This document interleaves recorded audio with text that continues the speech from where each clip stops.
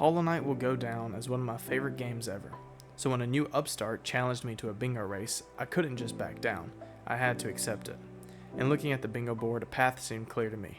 Taking the top left to right diagonal, and looking at the board, we need to get all 4 mimics, which are vastly spread about, the Dream Nail, which should be easy to reach, 3 charm notches, the Lumify Lantern, and finally, Lifeblood and Joni's Blessings charm. These will require a lot of geo and a lot of skill and time, so with a route in mind, I would set off on my journey through Hollow Knight to be the first to achieve the bingo and the ultimate bingo race of 2024. My first course of action would be to acquire as much geo as possible throughout the game, so I could buy the lantern and the charm notches.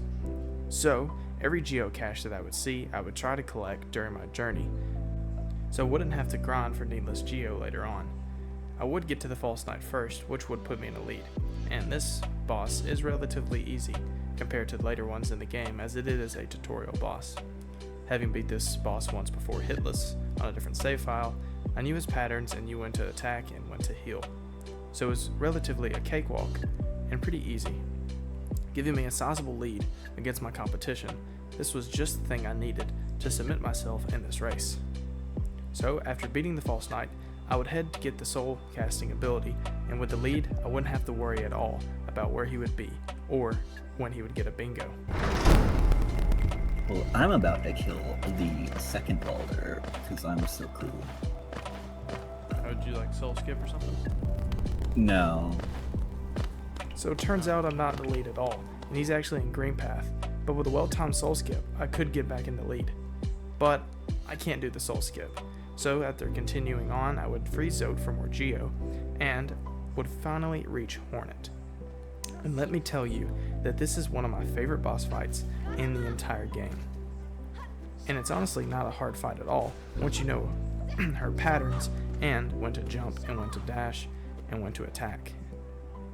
And having beaten the boss once hitless, I knew that I could do it first try, and, well, I did. And beating Hornet would give me the dash ability, which is one of the greatest abilities in the game, as it allows me to move so much faster along the map. Oh. Dang, I just beat Hornet. During my journey to the Mantis Claw, I would die to a random mantis, and while journeying back to get my shadow, the first bingo would eventually be claimed. That's just agonizing. Would you look at that?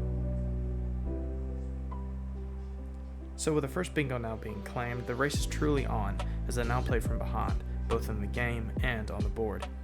And, hold on, wait a minute, he got another one too? So now panicking, I would go into the Soul Sanctum to try and get the dive, so I could go into Crystal Peaks to get the Mimic that spawns in there, and create a domino effect of unlocking bingos. Getting to the Soul Master would take many attempts and deaths, but upon getting there, I would make light work of the boss, beating him on my first attempt. And this fight is even more precise timing, and staying at full HP is a very easy task, as you can take time when he is floating around to heal and avoid taking a hit, and taking pop chops when available. This fight goes by very quickly, and the second phase is even easier. It was in the soul sector. He's gone. Oh yeah, that's nice.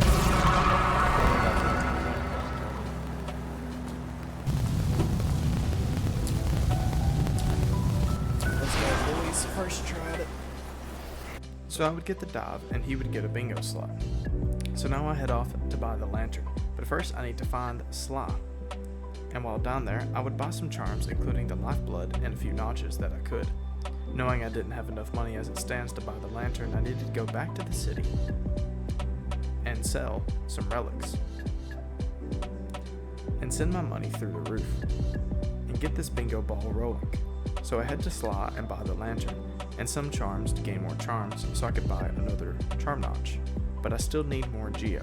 So after getting my first bingo slot, I headed to Howling Cliffs to get Joni's Blessing and mark another bingo slot off my board. And entering Joni's Blessing is quite easy, and quickly grabbing that allows me to somewhat build my lead, only leaving 3 things remaining. And now I decided to set off for probably the hardest of the 3, the 4 mimics, and would start with the ones in Deep Nest, but first would require me to beat my favorite boss in the game, the Mantis Lord. The first boss I ever did, Hitless. It is probably one of the most cinematic fights in the game, and beating the first phase hitless is something that I'm very used to, as I've beat the boss completely hitless before. But I would look away for a second on the second phase and would get hit and snowball into more hits, and spending a lot of this time and this fight on 1 HP. I could not afford to die as I was so far behind, so I would take time to heal when I knew I could, and after getting it down to only 1 Mantis left, I knew I had this fight in the bag, and upon beating them, I would head into Deep Nest to find the 2 mimics, but he was only 1 slot away from Bingo, and it was the one I was doing. And I died a lot in Deep Nest, which took so much time off, and while I was heading back to get my shadow, this would happen.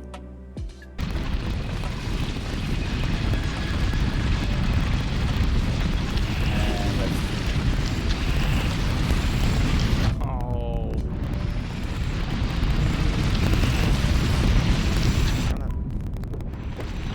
Did it.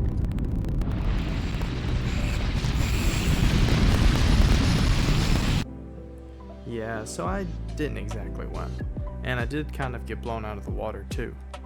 But I did enjoy it, and I hope you guys enjoyed it too. So if you did, please make sure to like, comment, and subscribe. And if you want to watch these videos live, make sure to check out the Twitch. It will be linked in the description. And make sure you guys have a good morning, a good day, and most importantly, a good night.